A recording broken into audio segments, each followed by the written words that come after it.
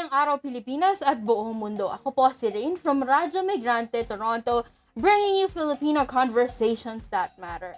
We are here today with the representatives of the Filipino community here in Toronto, days after President Bongbong Marcos Jr. Delivered his fifth State of the Nation address. Himayin natin ang nagdaang SONA at alamin kung ano nga ba ang tunay na kalagayan at estado ng mga Pilipino sa buong Pilipinas at sa buong mundo.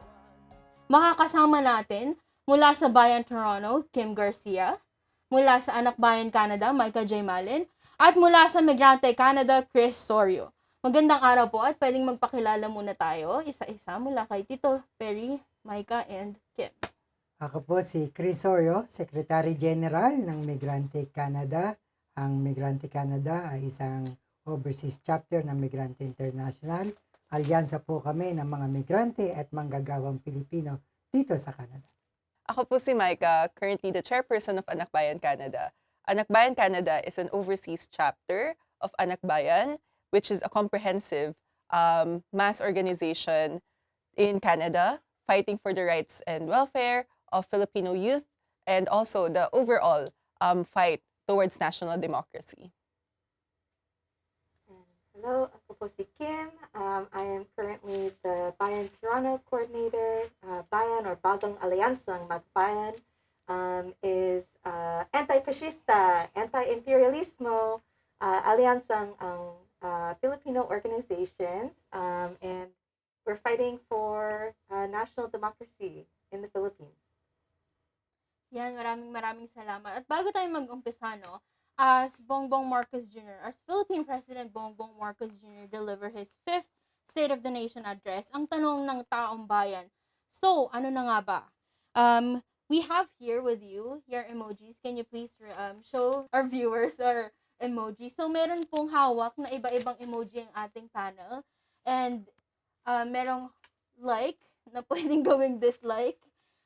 Merong angry at iba-iba pang emoji reacts na mamaya pagkatapos panoorin ng mga clip ay itataas nila to describe what they feel, what their sector truly feels about that clip. So ayan, huwag na tayo magpatumpik-tumpik pa.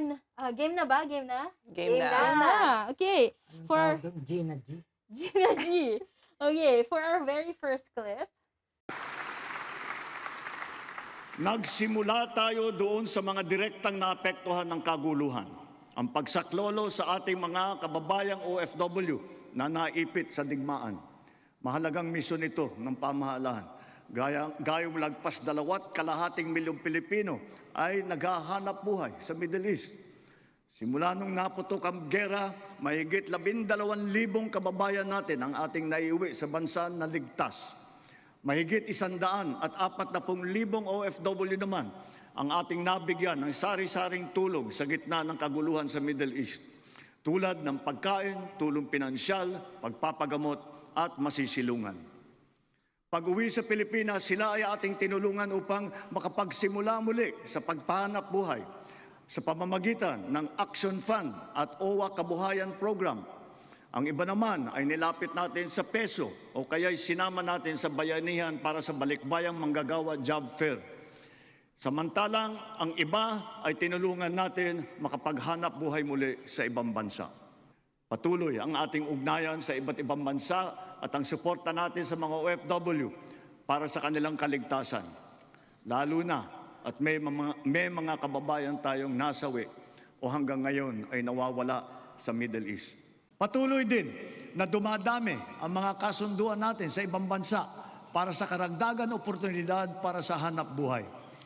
Napataas din natin ang minimum wage ng OFW natin na namamasukan bilang kasambahay. and thank you so much.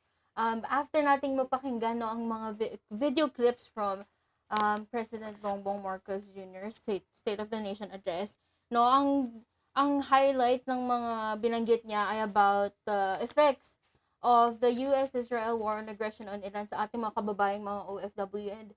And bago natin tanongin ang sektor ng mga migrante, can we raise our emojis? What do we feel about what we saw and what we heard from his speech?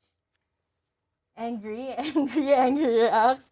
Okay, angry. Ano yung isa, Tito Perry? Can you explain? Ano yung isa mo? Sad face. Ito sad. Di wow. Diba? Di ba? Kasi, Di ba? kasi yung sa amin sa migrante, no, sabi namin yung di ba, ano na.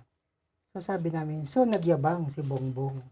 Nagyabang siya, narinig natin yung mga sinasabi niya, tulungan, 12,000 ang na-repatriate, Nakauwi. 140,000 ang nabigyan ng ayuda. Sa 12,000 na yan, alam natin based sa reports na mga unang na-repatriate ay mga turista na nasa Middle East. So malaking bilang nun. Ang ibig sabihin ng 140,000 na binigyan ng ayuda ay may 140,000 tayong kababayan na pinili nilang manatili sa Middle East kaysa umuwi sa Pilipinas. So kayabangan na naman yan, di ba? Tapos, sabi niya, bumaba ang presyo ng langis. Sa araw ng SONA, tumaas ang presyo ng langis. Di wow talaga, puro kayabangan lang ang ginagawa niya. Di ba? Tapos yung sinasabi na magkaroon ng mga trabaho at kung narinig nyo, yung uuwi sa Pilipinas, may bigyan ng training, tapos palalabas ulit sa Pilipinas. So meron na tawag tayong cross-country na aalis ng mga manggagawa at lumilipat lamang silang bansa. Bakit ganun? Kasi wala namang trabahong maliwanag na pinangangako ang gobyerno.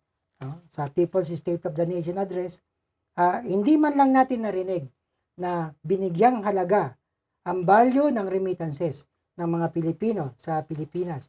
Sa Canada, tayo ay 1 million na, almost 1 million na Pilipino sa Canada. Kalahati to 600,000 Filipinos ay regular na nagpapadala ng pera na nagre-resulta ng $1 billion na remittance natin sa Pilipinas. Yun ay malaking value, kaya tayo ay natatawag na tumataas at upper middle income na bansa na, no? Sa category ng World Bank. Ang ibig din sabihin nun, sa category ng World Bank, ay tayo ay magiging less qualified to access overseas development assistance. Ano ibig sabihin nun? Pagka wala tayong development assistance, uutang tayo. Mas lalo tayo mababaon sa utang. Yun ang una narinig ko. Kaya wow, ang kanyang kayabangan. Puro nagyabang si Bongbong para sa migrante. So, nagyabang. Maraming salamat po sa Migrante Canada. And now, we move on to our next clips. 1 taon na ang nakalipas mula noong huli akong tumayo rito upang ilantad ang katiwalian na nadiskubre namin sa mga flood control project. Gaya ng aking ipinangako sa inyo, nagsagawa tayo ng malawakan at malalimang investigasyon na walang pagkikiling kahit kanino man. Masusi nating sinuri at sinundan kung saan tayo itinuro ng ebidensya. Lahat ng kailangang gawin ay ginawa natin upang matuntun ang punot dulo. Mayroon ng mga unang nakasuhan at nakulong, mga kontratista, matataas na opisyal, pati na mga mambabatas. At dumating na tayo sa punto na ayon sa Ombudsman ay malapit na ang paghain ng patong-patong na kaso laban sa dating speaker. Masakit man sa akin ito, ngunit kailangan nating gawin ang tama. Hindi ako pangulo ng aking pamilya. Hindi ako pangulo ng aking kaibigan.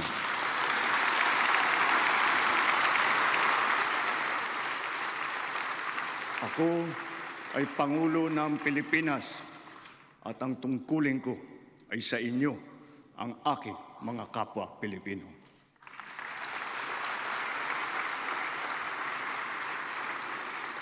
Kaakibat ng mga naisampang mga kaso tiniyak ng inyong pamahalaan na mababawi mula sa mga nagsabwatan ang nakuha nilang pera ng taong bayan. Gayon din, pinigilan natin ang paglabas ng pera ng bayan na ipambayad padapat sa mga depektibo, peke o guni-guning mga proyekto at mapupunta lamang sa mga bulsa ng mga tiwalaing kontraktor at opisyal. Halos 25 bilyong piso ang halaga ng nabawi, frozen at napreserbang mga pera at ari-arian ng mga akusado. Ang mahigit 800 milyong piso dito ay agad nating nabalik sa Treasury. Lahat ng mababawi mula sa mga sangkot na tiwali ay agad ibabalik sa kaban ng bayan.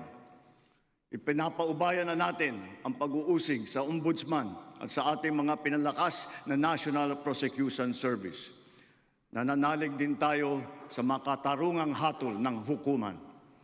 Makakaasa kayo na ang gulong ng hustisya ay tumatakbo.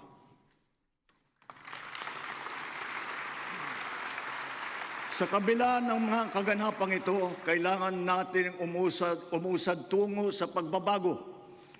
Nakatulong ang lahat ng mga ulat at hinaing ninyo sa isumbong na Pangulo. Ang inyong pagbabantay at pakikialam sa pamahalaan ay ang susi sa paglaban sa katiwalian. Ang pera ng taong bayan na muntik mapunta sa bulsa ng mga tiwaling opisyal ay naisalba natin. At sa halip na nagamit natin ay nagamit natin sa mabuti at para sa tunay na kapakanan ng mamamayan. Malaking bahagi ng naisalba nating pondo mula sa korupsyon sa flood control project, binuhos po natin sa edukasyon, sa pagkain, sa DOH, PhilHealth at sa MAIP. What we heard were statements from Bongbong are themes mainly ay umiikot about the flood control corruption scandal and also economy, education and health. May mga kaunti siyang nabanggit and babanggitin pa on the following clips nakasunod nito. But isa sa mga highlights ng clip ay he claims that na malalim ang investigasyon na ginawa and also lahat ng nabawi ay nilaan. So all of the funds that were brought back to the government after the flood control was corruption scandal was exposed, they channeled that funds through education and other stuff. And he also claimed that all of the funds that were brought back to the government are now they're funding education through that. So maybe we can raise our emojis kung ano nga ba ang reaction natin sa mga claims na ito. So there's laugh, angry and angry, okay, from sektor ng mga kabataan and also student youth from Anak Bayan Canada. Micah? Thank you, Rain. So ang reaction ko sa sinabi ni Bongbong Marcos, nakakatawa lang. Totoo yung katulad ng sinabi ni Tito Perry na talagang nagyabang. Like sinasabi niya na pasalamat na nakuha yung pera, ganyan-ganyan. But hindi ba trabaho yun ng presidente? Na hindi dapat ito sineselebrate at pinapalakpakan. But also, kailangan natin i-pinpoint na lahat ng ito sinasabi niya from last year when the flood corruption scandal came into the limelight, no? Kung titignan natin, sino ba ang nag-approve ng budget from the get-go? Siya ang main architect. At saka para bang nalimutan niya na yung issue nung si Zaldico na nagsalita tungkol dun sa flood corruption issue na binanggit kung magkano yung insertions na naka-allot para sa mga Marcos. Tapos, sasabihin pa na may nai-recover na pera na 800 million pesos. But if we think about it, magkano ang naka-allot for that flood control project? That's 500 billion. So, nakakatawa lang na binabanggit niya ng lahat ng ito at yung budget sa education, nag-allot sila ng budget for education. Meanwhile, makikita natin ang sitwasyon ng Pilipino na 6.5 million of Filipinos, wala pa rin siyang desente na livelihood, education. So, nakakatawa talaga. Yun lang ang aking reaction with the overall state of the nation na sinabi niya. Thank you, Micah. Sa ating other panels, why angry naman? If you have other thoughts na you want na idagdag from the flood control, economy, no? Sa akin, kaya ako angry dahil unang-una, yung mga dapat na makulong, hindi pa nakukulong, no? Tapos sabi nga, ito sinasabi yung kamag-anak niya Doon ako naluha actually. Naiyak ako kasi sabi niya bigla, masakit sa loob ko to. Parang siya, meron ng warning kagad. Paimbestigahan natin to, pero masakit sa loob ko to. Ano ibig sabihin nun? Yeah. May hustisya. Yeah. Wala, di ba? Kaya, angry ako. Dahil, Yeah. so nagyabang na naman. ang Yes, Bongbong tama. Marcos. So, nagyabang. Kim, do you wanna add anything?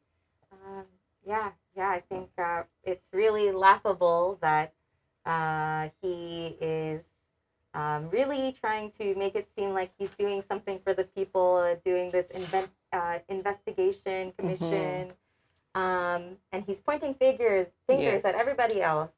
But who is the one who authorized the national budget? Yes. It's President Marcos Jr. Mhm. Who is the one who's been exposed for his kickbacks, millions of pesos being delivered directly to his home? He is the one, si BBM is the one who's being accused of these things, and yet he's still pointing finger at everybody else. So he is the elephant in the room. Yeah. You know, it's Marcos Jr. is really the king of corruption here, and he's just like his father, plunging the country into poverty while enriching himself with the Filipino people's money, the people's pera. Yeah. May dagdag pala ako.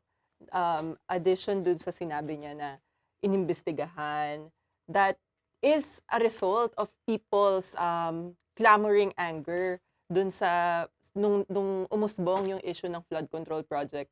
And he's saying that he's serving justice to whatever the controversy was. Pero nung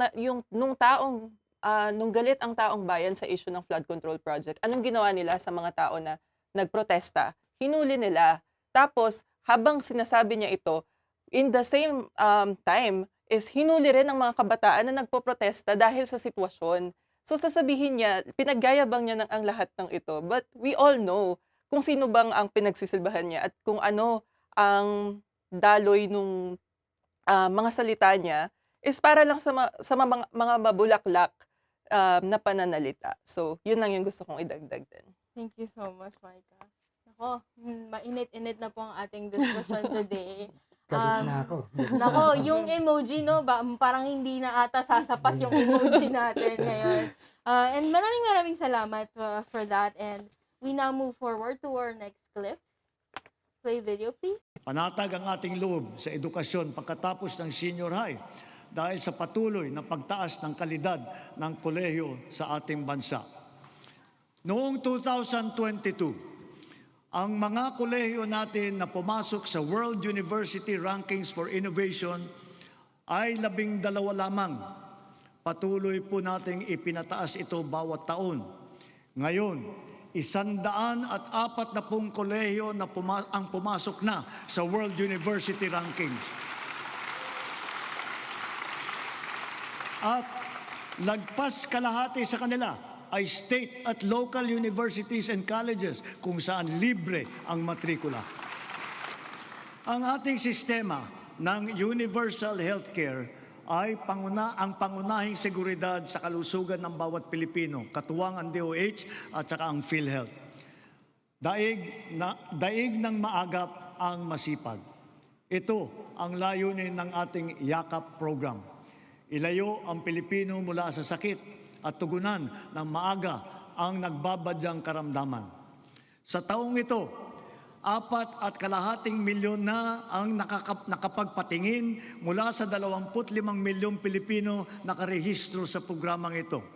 Hangad natin, mas maraming klinika pa ang makakasapi sa YAKAP upang mas marami pa ang pagpipilian ng ating mga mamamayan. Sa kaugnay nitong gamot program, ang miyembro ng PhilHealth ay makakakuha ng kailangang gamot mula sa mahigit 2,000 accredited na provider. Ang bawat miyembro ay may benefit limit pa na 20,000 piso kada taon. Ngayon, 75 na ang makakalagang gamot na kasama sa listahan ng programang ito. Meron diyang antibiotic, laban sa asma, alta presyon, kolesterol, para sa diabetes, sa ubo, lagnat, at iba pang mga sakit na kadalasang nararamdaman. Sa 7 buwan ng taong ito, mahigit 300,000 kababayan natin ang nakinabang dito. Bukod sa programang ito ng PhilHealth, ang bilang ng mga gamot na tinanggalan natin ng value-added tax ay umabot na sa mahigit 2,000. Ayan, at ito namang mga binanggit niya ay about health, education, no? Binanggit niya ang universal health, no? Sinasabi niya na pinatawan o his administration removed VAT, value-added tax, on over 1,000 medications. And he's also claiming that our education system has leveled up. What can we say about it? Can we raise our emojis? Angry, angry, angry. Okay, from the youth sector once again, Micah. Nakakagalit na ganito yung mga sinasabi ni Marcos Jr. tungkol sa education, na tumaas ang kalidad, tumaas yung, yun nga, yung quality ng education, na nasa world rankings tayo. Pero, kung iisipin natin, nung si Sara Duterte ang nakaupo sa DepEd at ang kanyang korupsyon na 125 million na ginasta for 11 days, if I remember correctly, kulang na kulang ang budget sa education. Tapos sasabihin niya na tumataas ang quality, but at the same time, ang realidad ng mga kabataan sa Pilipinas na nasa college at universities, patuloy na tinatapyasan ang budget para sa state universities and colleges. So, hindi ko alam kung saan ang pinanggagalingan ng mga palakpak dahil napaka-out of touch ng mga kanyang sinasabi, no? Tapos, magkano ang budget na, again, ibalik natin sa issue ng flood control. Ang bilyon-bilyon na inalat na budget para dito, na kinikback lang. Tapos, sa edukasyon, ganun din. Ang kinikikback naman ni Duterte na hindi na nabalikan at hindi what do you call this? Hindi na nabalikan at hindi inimbestigahan, no? Tapos sasabihin yung sa healthcare, ang dami niyang sinabi na magagarbong mga effort. But if we think about it, titingnan natin ang sitwasyon ng mga masang Pilipino na pumupunta ng PGH or ng mga state hospitals na parang ito ba ang mga sinasabi niya ay rooted talaga sa realidad ng mga Pilipino? Doon ka magtataka. Kaya nakakagalit kasi kung makikita mo sa news on an ordinary day, ang sitwasyon ng mga masang Pilipino at sa mga sinasabi niya, hindi talaga siya comparable. So, yeah. Salamat. Do we have any additional comments? Yeah, para sa migrante, ang PhilHealth ay isang malaking laban, no? Na dahil ang mga overseas Filipinos ay subject sa PhilHealth collection. So, ilang beses na natin sinasabi na hindi dapat singilin yung mga Pilipino dahil kagaya dito sa Canada, meron na tayong mga healthcare programs at saka may mga benefits. Pero, ang tinasabi lang niya, tinanggal niya yung VAT. Hindi niya sinasagot yung panawagan ng mga migranteng Pilipino na sa labas ng bansa ay hindi dapat singilin ang mga migranteng Pilipino sa pagbabayad ng PhilHealth. Pangalawa, sa usapin ng sabi, may pagpipilian. Bakit ka kailangan mamili kung saan ka pupunta? Hindi ba kung ang isang healthcare ay accessible, kahit saan po pwede ka. Hindi ka kailangan mamili. Kaya ibig sabihin, sa usapin ng pagpili pa lang, may problema na tayo sa usapin na access. Yeah. Kaya talagang nakakalungkot at kayabangan na naman. Nagyabang na naman si Yeah. Bongbong Marcos. Nagyabang naman. Kim, do you have additional comments? Maybe just on the education piece, we meet so many international students here or people who just graduated from the Philippines. But when they come here, it's because there's no opportunities. After they finish their education, there's no jobs. There's vast unemployment, a lack of jobs because there's a lack of national industries. There's a lack of investment from the government to really nationalize our resources and be able to create jobs locally. We're calling for jobs in the Philippines, not outside. And when people graduate from school in the Philippines, where are their jobs? They come here and face even more discrimination and then put into even more precarious situations. So I think this is really just him propping up his educational progress, but the future for youth and students in the Philippines is looking bleak when there's no jobs after education. Dagdag ko lang sa sinabi ni Kim yung sa international student and back to what he said like on the world ranking na pinagmamayabang niya, but also at the same time, kung titignan natin ang edukasyon sa Pilipinas is nakatoka talaga ito para i-export or ang ating mga estudyante who are soon-to-be workers, kasi doon talaga siya nakatailor na parang head palabas ng Pilipinas. And babalikan ko rin yung sa healthcare na sinabi niya, na ang dami niyang magagarbong sinabi. Pero kung titignan natin ang situation, both of the teachers and also healthcare workers, ilang oras sila nagtatrabaho kada linggo. Most of them are working 70 hours. Tapos sasabihin niya na umokay ang sitwasyon ng healthcare at education sa Pilipinas, pero kamusta ang ating mga manggagawa na nagtatrabaho sa mga sektor na ito? Kaya hindi mo rin mapipigilan na, katulad ng sinabi ni Kim, na international students lumalabas ng Pilipinas, kaakbat nito. Most of them are workers in the Philippines na nagtatrabaho sa healthcare, nagtatrabaho sa education, at pumupunta ng abroad kasi nandun, may nakikita silang opportunity na hindi na nakita sa Pilipinas kasi hindi sila pinag-iinvesta ng ating own gobyerno. So, yun lang ang aking idadagdag. Thank you so much. And we can really see how interconnected all of these are. Ano mo, edukasyon, pangkalusugan, and lahat ng ito ay all rooted and systemic. Ayun ang ating natutunan from our panel. And so for our next clips, Nagbigay din tayo ng suporta sa halos 2 milyong magsasaka at mangingisda sa kasagsagan ng mataas na presyo ng langis sa ilalim ng Presidential Assistance to Farmers, Fisherfolk and Families o yung tinatawag na PAF. Sa kabila ng mga ito, patuloy pa rin ang suporta ng DAR sa reformang agraryo tulad ng irigasyon, mga daan, makinarya at mga pautang para sa mga benepisyaryo nito. Ang mga nagdaang buwan ay nagpaalala sa atin na kailangan natin paramihin ang pinagkukunan natin ng kuryente. Ito ay isang tanda ng pagiging matatag na bansa. Kaya't kasalukuyan nating binabantayan at tinututukan ang 200 proyekto na matatapos hanggang sa dulo ng administrasyong ito. Ang kabuuang kapasidad ng mga ito ay halos 10,000 megawatt. 45 sa mga ito ay natapos na at 31 ay matatapos ngayong taon. At ang 124 naman ay inaasahang matatapos hanggang sa 2028. Dagdag pa rito ang mahigit 1,700 megawatt na hatid ng mga proyekto para sa energy storage system na may kakayahang mag-imbak ng kuryente. Karagdagang seguridad ito sa 2028 para sa halos 30 milyong kabahayan at mga industriya sa bansa. Ang mga proyektong ito ay napabilis ng dahil sa mga bagong patakaran at proseso na nagpapadali ng pagnegosyo dito sa ating bansa para sa mga Pilipino at dayuhang negosyante. Because of the extension as well of the Malampaya service contract until 2039, drilling operations once again resume for the first time in 8 years. What we have uncovered is truly a national treasure. An untapped reserve of 222 billion cubic feet of natural gas, which bodes well for the continuous production of our premier gas field until 2034.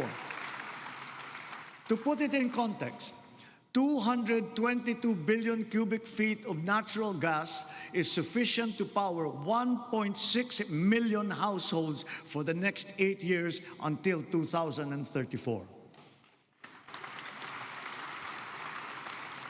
Inspired by this development, we have already awarded a total of 14 petroleum service contracts in Luzon, Visayas, and Mindanao.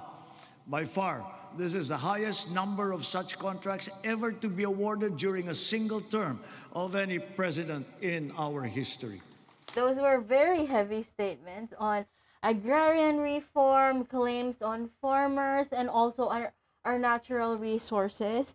No, claiming na these are, good for the country, good for the farmers, and also for foreign investors. So can we see the raise of your emojis? What's our reaction?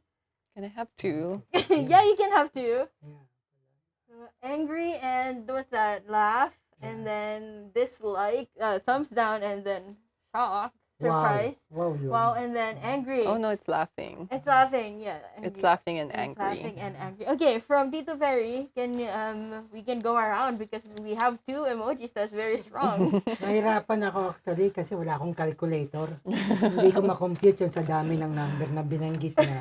Pero ang alam natin, hirap yung mga magsasaka. No? Marami komunidad ang walang kuryente. Yes. Kaya nung binibigay numero, sumakit ang ulo ko eh. Talagang gusto ko, parang saan galing yun? Ang mas nag-register sa akin, ang nakikinabang, yung investment, yung mga investors. Diba? Contract, investors. Pero yung mamamayan, ay hindi nga makabayad ng kuryente eh. Kaya nga kailangan pang i-kampanya na itanggalin yung i-repeal ang IPIRA, di ba? So ano yun sa akin? Wow, kaya bangan na naman ni Bongbong Marcos yun. Kailangan naman. Micah?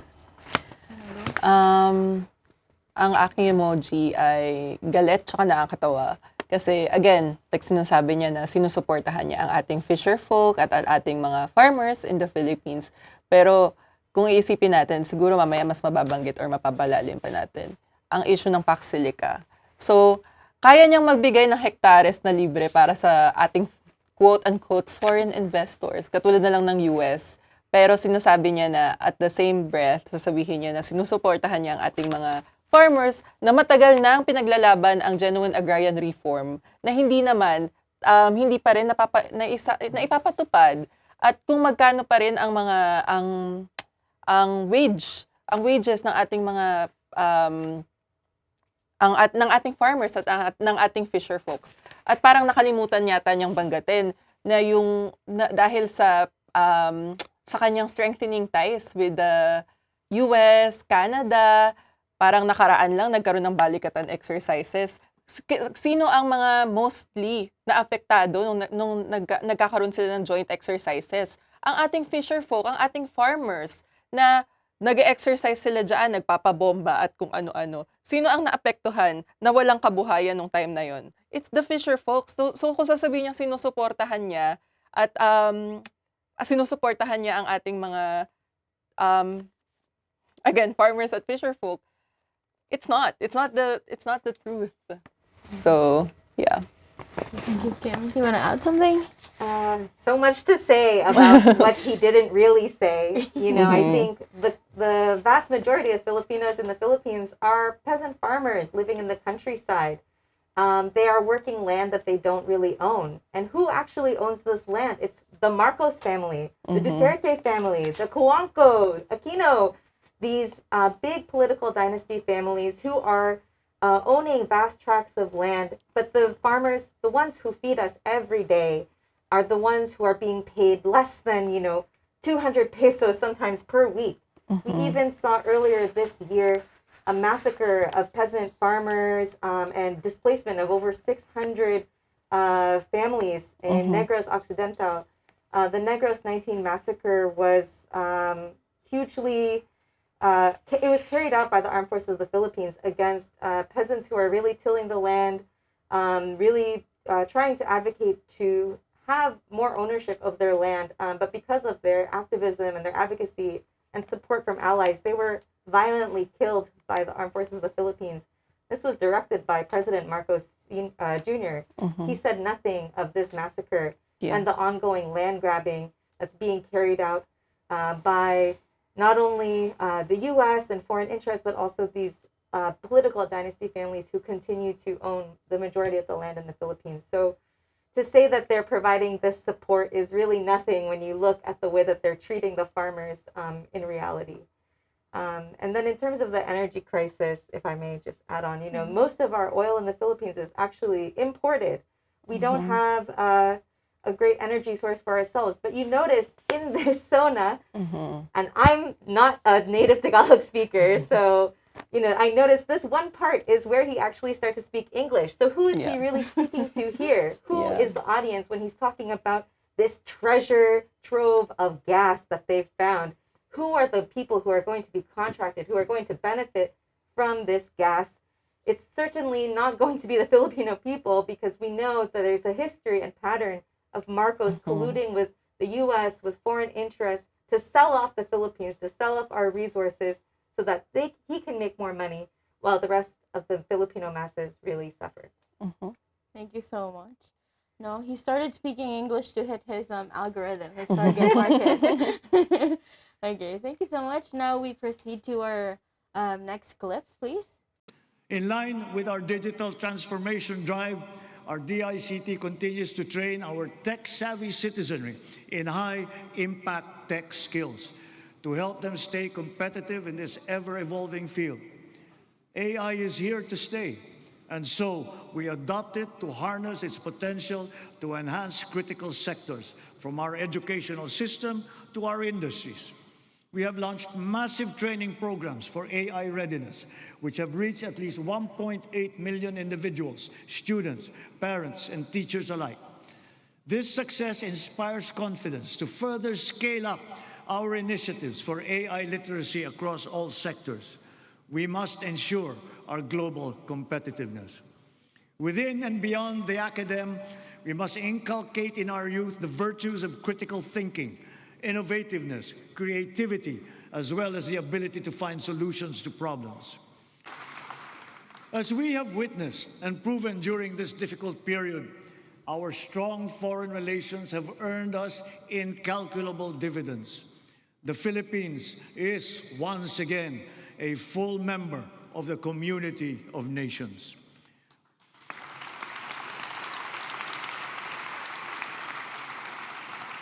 Our vigilant trade facilitation efforts have resulted in integrating our country into the International Free Trade Network.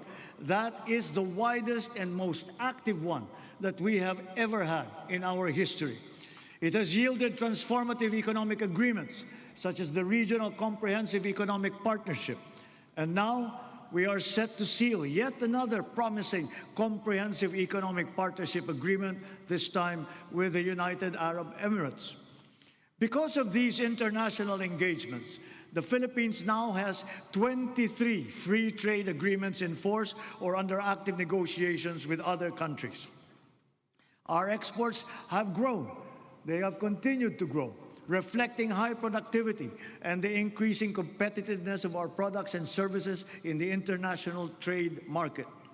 It now behooves us to reinforce our strengths, enhance our comparative advantage, and diversify our portfolio. On this principle, we have maintained our competitiveness in supplying critical components to top technology companies in the world.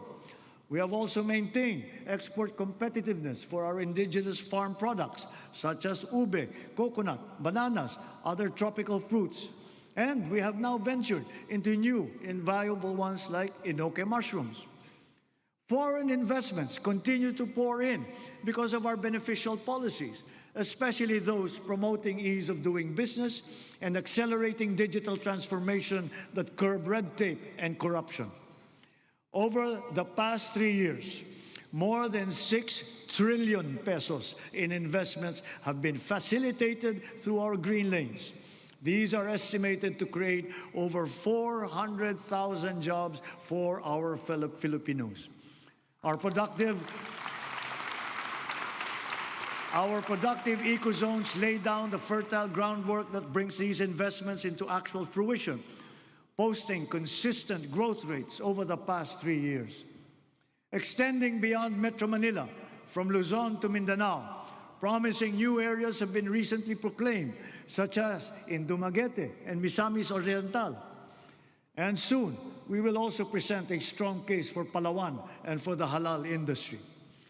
We continue to strive for bigger and greater things, venturing into areas heretofore unimaginable. That is, strategic and emerging industries that position our country in the global value chain, such as in the fields of pharmaceuticals, advanced manufacturing, luxury goods, technology, and logistics. Additionally, a product of the 23-member-strong US-led Pax Silica initiative, the Pax Silica Industrial Hub will create an ecosystem that will have AI at its core. It will bring quality jobs to our people, accelerate our industrial competitiveness, and revitalize our economy. As a strategic component of the Luzon Economic Corridor, the hub will be an advanced manufacturing and logistics center in the global AI and technology value chain. A lot to unpack here. So he mentioned about AI, about how high impact technology AI is here to stay, and also along the same sentence saying that critical thinking skills, and then later on, the common themes of like the speeches or the clips that we just watched are foreign investment, foreign relations, saying that we have now these free trade agreements, and also our very important topic recently, AI and Pax Silica. For that, can we raise our emojis? Angry, angry, angry. Okay. Yeah, angry. Okay. Kim from Bayan. Yeah, there was a lot he said there just regarding, I think, the foreign or the free trade agreements. He recently actually came to Canada to meet with Prime Minister Mark Carney to sign the Canada-Philippines Strategic Partnership. He basically is selling off the Philippines piece by piece to Canada. Through this partnership, there will be several agreements with mining companies, with other foreign national companies who will be able to go to the Philippines, extract our resources, and sell it for a profit here in Canada. Meanwhile, the Filipino resources, while they're being exploited by foreign companies, they say, oh, this is a trade agreement, but how are we really benefiting from this?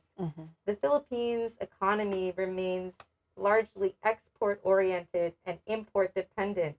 So a lot of our natural resources, we have an abundance of so many natural resources, critical minerals, food, agriculture.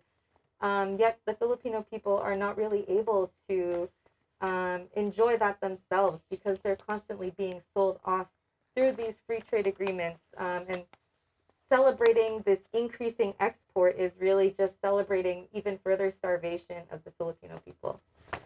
Thank you. Go ahead. Similar to what Kim said, what he's saying is essentially selling off the Philippines. So if we go back to what he said about, binanggit na naman niya yung AI readiness, no? And the critical thinking, students, etc.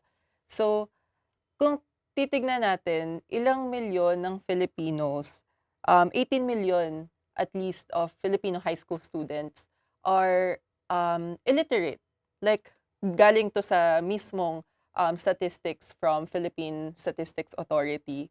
Tapos, because this is a product of not investing enough in our education, and yet he's saying about like investing in AI, and that AI is here to stay, etc.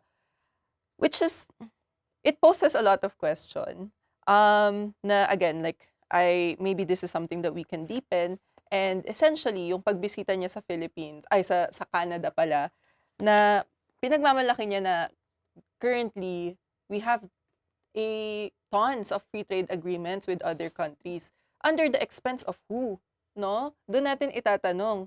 Parang makikita natin yung issue ng mga foreign investors or foreign companies or corporations na nanghihimasok sa Pilipinas. If we think about it, OceanaGold, for example, who is currently, I forgot kung saan, but nasa Pilipinas at nanghihimasok, pati na lang yung Waggle Corporation sa Dupax del Norte. Ito yung mga sinasabi niya, meron tayong free trade agreements with these countries, no? Tapos sinasabi niya na this will create 400 jobs, ganyan-ganyan. Pinapakinggan ba niya ang masang Pilipino na matagal nang binibitbit ang call for national industrialization? Na hindi natin kailangan mag-rely sa mga foreign companies or foreign corporations para lang magkaroon ng trabaho. Ang call ng national industrialization is that for us, na ang ating mga resources at ang ating mga trabaho ay nananatili sa Pilipinas. And yet, all of his saying is, ayun nga, na parang opportunity ito for more, that will create more jobs and that will create more, anong tawag dito? Opportunity, etc. Nakakagalit.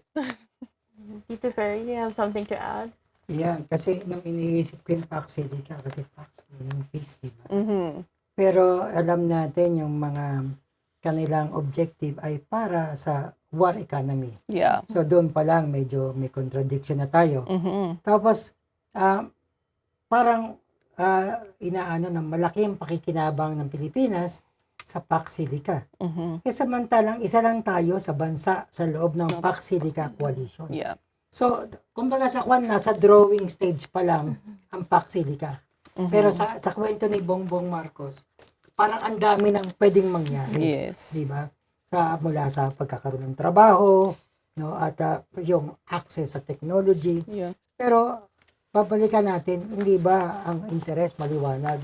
Gusto ng US ng access sa mga critical minerals Yes. para hindi na sila umasa sa China. Mhm. Yun yung maliwanag at kailangan mapaintindi. Sa kapalit ng access na yan, ay yung mga concern ng mga mamamayan mula sa dami ng tubig na kinakailangan at ilang kilowatts of electricity para patakbuhin itong mga AI hub na to. Mhm. So sa pagka sinuma mo ito, na maliwanag lang ang makikinabang ay yung mga dayuhang korporasyon. Yes. Di ba? So, yun. Panibago na naman kayabangan ni BBM. Kayabangan na naman. Maraming salamat, no? And we are down to our last part of our segment. Yeah, we will now move on to our open discussion. So we only have last 3 clips to watch. Finally, is that a good thing? Final 3 clips to watch.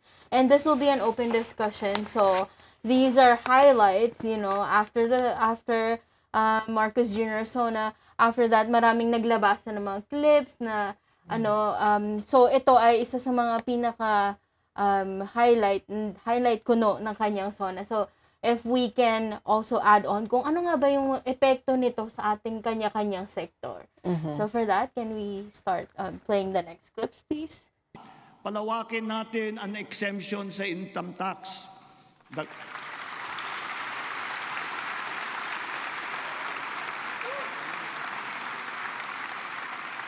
Dagdagan natin ang mga manggagawang malilibre sa buwis sa kanilang kita.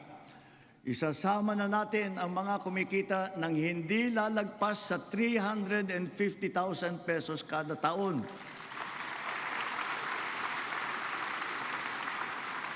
Kasabay nito ang karampatang pagbaba ng income tax ng iba parang manggagawa.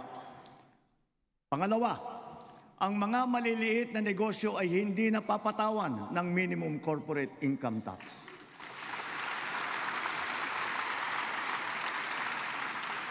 Pangatlo, para mapanatag ang loob ng taong bayan ang pagbigay ng amnesty para sa mga hindi nabayarang buwis tulad ng income tax, estate at donors tax at value-added tax.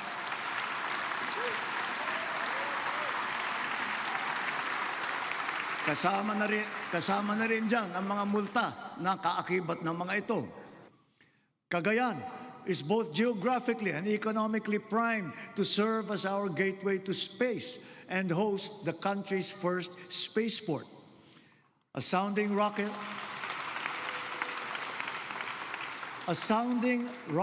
launch test is slated for next year.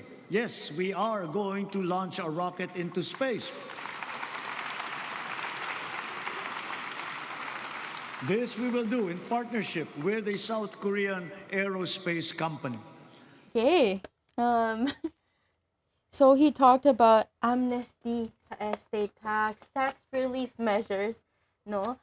Another promise, and also yung rocket launch. So can we collectively raise our emojis to that? Love ko yan. Wait. Okay. What's our verdict? Laugh, heart and angry, and Laughing, crying, and angry. wow. All three. Yeah, can you show it to the camera, please? Me? Yes. Wait, Your emojis. Yan. it's 3. Yeah, thank you so much. So, Why? Can we explain? I think mauna tayo kay Tito Perry dahil masyado siyang sa rocket launch. Yan ang favorite part niya daw ng Favorite Sona. part ko yon, kaya nga love ko yon eh. Kasi yung rocket, no, actually mali ang spelling eh. RAC. Rocket yun. Hindi yung rocket launch. Pero kung mangyayari yan sa 2027, gusto ko nga isakay niya sa rocket na yan ay lahat ng kurakot. Papuntahin sa space at wag nang pabalikin sa Pilipinas. Tama. Yun ang sa akin ang rocket. No, yun. Ngayon, galit ako dito kasi, una, sabi niya, tax amnesty, mababang tax, no? Ang hinihingi ng manggagawa ay dalawang bagay. Una, itaas ang sahod. Yes. Pangalawa, i-abolish ang regional wage rate, no? Eh, hindi niya binigay yun eh. Kaya, walang kwenta itong mga tax amnesty na to dahil yan, ang hinihingi ng manggagawa ay pagtaas ng sahod, pagbaba ng presyo ng bilihin. Kaya doon, mad ako. Pero kailangan talaga matuloy ang racket. With reservations. Yeah. Yeah, those two clips, he's just so out of touch with reality of what's happening for everyday Filipinos on the ground. Nobody is asking for a space rocket launch next year. There's jeepney drivers, transport drivers who need immediate assistance now to transport things now, our basic everyday needs. There's students, workers who need to get to school and their jobs. They won't be able to ride a rocket launch to get to where they need to go. So it's just so out of touch with the reality. It's really giving. He wants to be Elon Musk. He wants to be Jeff Bezos, but it's just really just living in his bubble, really just out of touch with the reality for Filipinos. Thank you. Micah? Your reaction? So, 3 reactions. So, mad, laughing, and also, ano yung isa? Crying. While he's saying, on the topic dun sa tax relief, kung tutuusin, katulad ng sinabi ni Tito Perry, ang tunay na sigaw ng mamamayan is tanggalin yung mga regresibong mga tax katulad ng VAT, value-added tax, at ang patuloy na pagtawag ng mga mamamayan na taasan ng sahod, babaan ng presyo, hindi yung mga pampapapogi lang yung mga punto na sinasabi niyan eh. Na ito yung call na kinakarga ng masang Pilipino dahil ito alam nila kung paano makakabuti at makaka-relief talaga para sa kanila. So, yun yung isa sa gusto kong sabihin. Ang isa pang punto, yung sa rocket launch, sige, pinalakpakan ang rocket launch. Ganyan. Aanuhin natin ang rocket launch kung ang tiyan ng masang Pilipino ay gutom at walang makain at walang makain dahil sa taas ng mga presyo. Magkano na naman ang iaalat dyan? Eh, ang karamihan ng masang Pilipino ay walang makain araw-araw. Ito ba ang kailangan natin for this Kaya nga, Maika, sabi ko sa'yo, rocket siya. Yeah, Kasi yung flood rocket niya control lang nakakaya. yan, yeah. Kaya dalhin natin sa space para hindi makita yung rocket. Yeah. Kaya talaga mixed emotions na lahat negative emotions. Ang aking reaction. Nagpalpitate ako dun. Pero higit sa lahat, umiyak ako ron sa bandang uli nung sabi niya, saman lulupig. Hindi ka pasisil, parang ang ganda, di ba?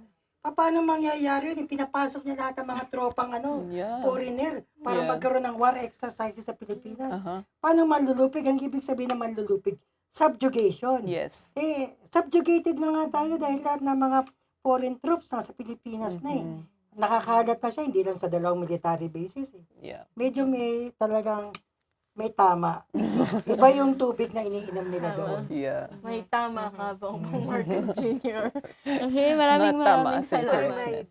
Yeah, Sorry, yeah. just one more thing, just to add. I think what he really doesn't talk about for this tax relief measure, there's 62 million Filipinos who are already only sustained by maybe up to 22,000 pesos per month. That's $500 Canadian Yes. per month. So to have like a tax relief measure is really not going to do much for the everyday Filipino who's already struggling so much just to survive every day. And these taxes, they are meant to be serving our social services, our healthcare, education, housing. Yeah. So if our taxes are actually serving these things, they are good. But right now, we're just seeing that already the vast majority of Filipinos, 62 million, are already suffering under 22,000 pesos. Meanwhile, the 0.1% richest Filipinos make, it says, over 17 million pesos per month, or almost 400,000 Canadian per month. This wide income inequality is really just such a gap, and just again, just really reflecting the lack of interest he has in supporting the majority of Filipinos in the country, and just how out of touch of reality he is. Tama yun, Kim, kasi alam mo yung BAT, no? Isa sa campaign natin yan as migrant overseas Filipinos. Yes. Bakit? For example, if we send 10,000 pesos, ibig sabihin, ang 1,200 ay napupunta kagad sa BAT. So, yung 10,000 na yun, ay hindi talaga fully napapakinabangan ng ating pamilya. Kaya may stake ang ating mga overseas Filipinos na ipaglaban na tanggalin ang BAT na yan. Yes. Di ba? So, hindi tax amnesty kailangan, tanggalin dapat ang BAT. Thank you so much. Let me remind our friends and our detractors, Filipinos are a noble, kind, gracious, and great race. We are not greedy. We are not racists. We are not liars. Ayun, for one of his final, statements, we are not greedy and we do not yield. Can we raise our emojis sa statement na yon? You are not greedy. Hindi ko naintindihan. Angry, yeah, we are not greedy. We are not liars. We do not yield. So, angry, and laugh emoji. Okay. Ayan, ano yung corruption? Kung hindi tayo greedy, di ba? Kaya nga may flood control problem tayo dahil kinurakot nila yung pera imbis na yun. Anong tawag dun sa Tagalog-English? Hindi ko alam kung bakit iba bang description yon. Okay. So, greed hindi pala yun ang greed. Okay. Okay, Kim, you have anything to add on his statement? The whole SONA was full of lies. So for him to say we're not liars, you look in the mirror, Marcos Jr., it's you. So yeah, that's why I'm laughing.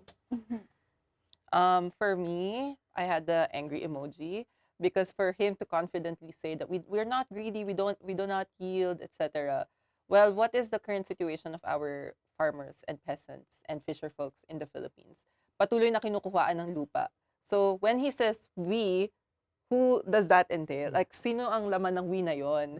At saka sinasabi niya, we are not greedy, but also at the same time, patuloy na nakikita natin ng pagbenta ng Pilipinas sa bansa katulad ng Canada, sa bansang katulad ng US, na patuloy kinukuha ang ating lupa, patuloy na ang militar ng iba't ibang bansa ay bumibisita ng Pilipinas para sa balikatan exercises at tumatanggap sila ng pera, magkano para madagdagan ng ating military budget. Baka yun What yung does that ibig look sabihin like? nun. Parang pasok na kayo rito, Yeah. kuhain nyo na lahat, basta magtira kayo ng konti sa Yeah. party namin. Hindi kami maramot. Yun siguro yun. Yeah. Oo. Message pala yun para sa foreign Ah, powers, hindi pala Pasok para lang sa kayo ating mga rito. Pilipino. Kuhain nyo lahat ng kuhain nyo. 99 years siya, walang bayad. Diba? Tama, hindi nga tayo greedy. Not greedy. Okay. Do you have anything else to add, Kim? I just think that, this is the major issue that we're facing today is these really corrupt politicians and Marcos, king of corruption, Sara Duterte, queen of corruption. Filipinos deserve better than that. Yeah. And we also deserve more than having our biggest leaders really sell us off to the U.S., to foreign interests.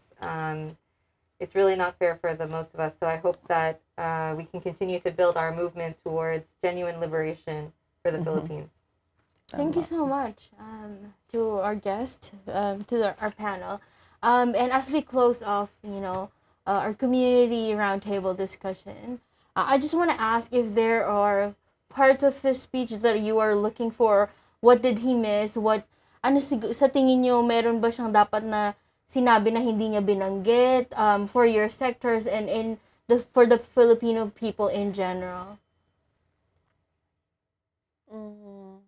Para sa akin, yung patuloy niyang pagsabi tungkol sa pag-invest sa education at pag-invest sa mga kabataan or sa mga sektor na naapektuhan ng kabataan. Patuloy na pinaglalaban ng kabataan ng rights to education, pero patuloy na pinapasista ng gobyernong Marcos. So, ang pagsabi niya ng mga ganito na we have better qualities towards education, pero nakikita natin pag pinaglalaban ito ng mga kabataan at estudyante, patuloy na kinukulong or ini-intimidate or hinaharas.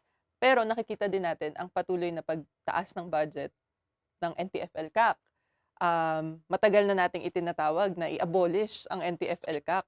Imbes na yung perang napupunta sa National Task Force na ito ay dapat na ibigay para sa karapatan ng mamamayan na pinaglalaban nila tungkol sa edukasyon, sa pang livelihood. I forgot the Tagalog. So, ito yung mga realidad na hindi niya binanggit ni Marcos Jr. Pati yung patuloy na pagtaas ng budget sa militar, na patuloy na ini-intimidate at dinidisplace ang ating mga mamamayan sa countryside, nang i-intimidate ng mga ating mga indigenous people, farmers. Yan yung mga tampok na hindi na banggit ni Marcos Jr. Pati na rin yung kalagayan ng mga sa atin dito as overseas Filipinos, yung pag-increase ng overseas Filipino workers na pumupunta ng Canada na at least ngayon nasa 7,500 to 10,000 ang umaalis ng bansa dahil nga sa walang trabaho at oportunidad sa bansa. So, siguro ito yung patuloy nating i-expose at patuloy nating ipaglaban habang sinasabi niya lahat ng mga mabulaklak na salitang to. Yeah. Sa State of the Nation, di ba, habang sinasabi niya yan, alam natin may mga hinuli sa labas ng nagrarally, no? Ang State of the Nation ay nasa karsada mula ron sa mga demands ng different sectors. Ang tunay na State of the Nation ay hindi dapat sumasalamin lang ng GDP. Ang gusto nating marinig sa isang State of the Nation ay sabihin ng isang Pangulo, kukunti na po ang mga lumalabas ng Pilipinas dahil meron na tayong maayos na kabuhayan, meron tayong pambansang industrialisasyon na pwede na magbigay ng trabaho sa ating mga mamamayan. Hindi pa natin naririnig natin labor mobility, at maraming investment na kailangan at ang nakikinabang naman ay mga foreigner.